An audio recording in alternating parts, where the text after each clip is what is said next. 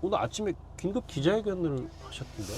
예, 저는 이제 좀 이 판이 중도 보수 진영에서도 마지막 승부를 걸어야 되는 것이 아니냐. 그러려면은 지금 뭐 김문수 후보님께서 지난 일주일 동안 최대한 많은 노력을 하셨지만은 좀 제한적인 것 같다, 성과가.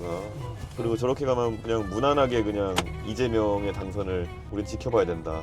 그러면 특단의 어쨌든 방법들을 써야 되는 것이고, 젊은 역동성으로 돌파해보자라는 제안을 이제 유권자들에게 하는 겁니다. 그래야 된다고 생각해요. 그러면 나로 단일을 해야 된다라는 메시지네요 오늘. 단일화라고는 좀 표현 안 하고요. 실제 표심을 몰아줘야 된다. 제가 동탄 모델 계속 얘기하지만 네, 동탄 모델은 양자로 된다고 해서 나아지는 게 아닙니다.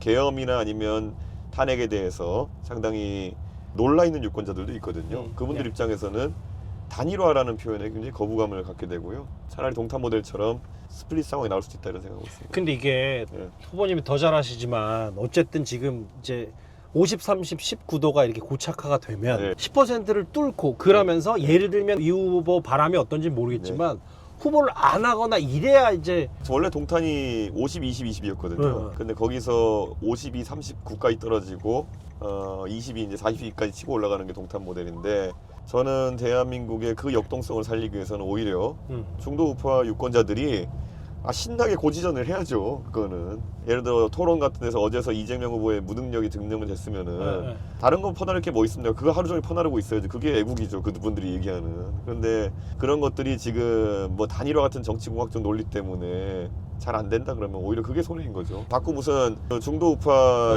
성향분들 중에 보면 이준석을 때려 눕혀가지고 이준석을 뭐 단일화로 강제 끌고 오는 것이 일본까지나 해가지고 이준석 때리려고 들어온 분이 있는데요. 착각이 과한 겁니다. 그거는 절대 이준석은 그렇게 해가지고 뭐 단일화 응할 것도 아니고요. 그 전투력으로 가서 이재명 때리고 있는 게 낫습니다. 또 비슷한 질문. 현실적으로 예.